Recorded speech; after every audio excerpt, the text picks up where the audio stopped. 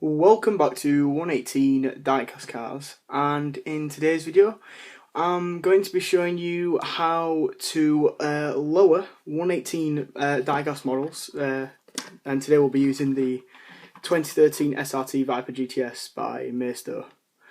Now, firstly, before we get on to the actual video itself, I'd like to point out that I have mock exams coming up soon. So, well, soon, like in a week and a bit's time, so I'm not going to be able to put out videos as regular as I usually do. So I have, basically the reason why there's been a 2-week gap is because I've been recording videos in those 2 weeks whenever I can. So then on the the fortnight that I'm actually doing exams, I can put out videos and then you guys won't get bored and desubscribe, I guess. Yeah, so I hope you guys understand. So yeah, we'll get on to this video and get into exactly what I'm going to be and showing you and how to actually do it. So basically all you're going to need is a screwdriver, which for this one is this example one. It's not very great. I have a nicer one but I can't find it, unfortunately. But yeah, just a screwdriver, preferably big enough for the screws on these. I would recommend to do it on models that you don't necessarily care about, but aren't expensive. I would recommend doing it on a cheaper car, and plus because it works a lot easier on Maistos and Baragos, just because it's really easy to get to the screws. And basically the method that I'm going to show you is by taking the springs out of the wheels. So if you look, this has suspension in the front and the back. So we'll be taking both of the springs out on either side, and it should give it like that sort of look. Unfortunately, the only problem is it will not be able to move as freely as it used to. If we just get an example, let's get this. Give it a quick once over. This Pontiac GTO, many of you have known that I got this very recently. Now this still has suspension in the front, because if I take the suspension out in the front, it doesn't work. So just make note, not all cars you're able to do this to. But if you look at the back, you can just see the difference of the ride height. Really, it should be about here, and it's not. It's really it's lower than it originally was. So yeah, that's just an example.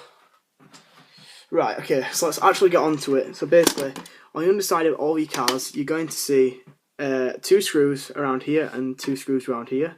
Basically, you want to unscrew these 2 for the front. So I'm going to go ahead and do that, and then basically you'll rejoin me afterwards, so you don't have to see the boring part. So I've gone ahead and taken this black bit off, which covers up the axle here, and I have the 2 screws here in my hand, and we'll just set them off to one side. So basically the idea is you take this out and this out on the other side, which is slightly stuck in. I think that's because, that's why, the actual steering wheel column is linked into the actual axle, so I need to be able to take that first off. This sounds really bad because I'm not even doing this on screen, but basically what I'm doing is, as you can see, I'm taking this wheel is off, and that's meant to do that because obviously that's how it turns on the axle. But if you see here, this black part there is where the steering column is linked up. So it's proved difficult than I actually once thought, which is something you have to take into account. So if you just give us a minute, and then we'll jump back and I'll have that out of place, I guess. Right, so I have that actually out now, and you can see the wheels there, and that was the little bit that had the black rod in for the steering column. So we'll just set that off to one side for now. This does seem like a lot of work, but it's actually really easy once you've done it once. So basically now you can see the springs here, so all you wanted to do is basically take these out, just like that, just like them springs, and then just keep them somewhere safe, just in case if you ever want to put them back in. So this is another one there, and we'll set that aside. So now I'm going to go put these back in and attach it back to the steering column with that little black piece there. So let's go do that. Okay, so I've sort of speeded up the process and I've put all that back together, and now it's back on and everything's there. And I've put the black plate back on and screw it in. So as you can see now, the front wheels do that when you try to turn. But if you look at the suspension ride height, you'll see that the back, it looks like the rake's been all taken to the front at the moment. So let's sort that out and let's get the back sorted, so it should look something like that. Right, so as you can see that it does work. You can see just by the front there, from what it did look like, from what it looked like it was about there, and now it's lower. Right, okay, so let's move on to the actual rear of it. So same again, you're just going to unscrew that screw and take out the black plate that's covering the axle, which is underneath there. So I'll be back with you in a second. So I've now taken this plate out, and I've left the screws in that one, and we'll just set that off to one side. And now we're going to take out this and then take that off, which obviously that is a lot easier. If you would like a video about how to change the wheels on cars, I will show you that, but it is very, very difficult, especially on Maestos, because they don't just pop off like everyone says. They're really, really difficult. So, and I'm actually in the process of I've actually broken one of these doing it, especially on the front. The front is the hardest to do it on, and there's something you can see there. That play is obviously where the springs would normally go, and that doesn't matter. Just to point that out there.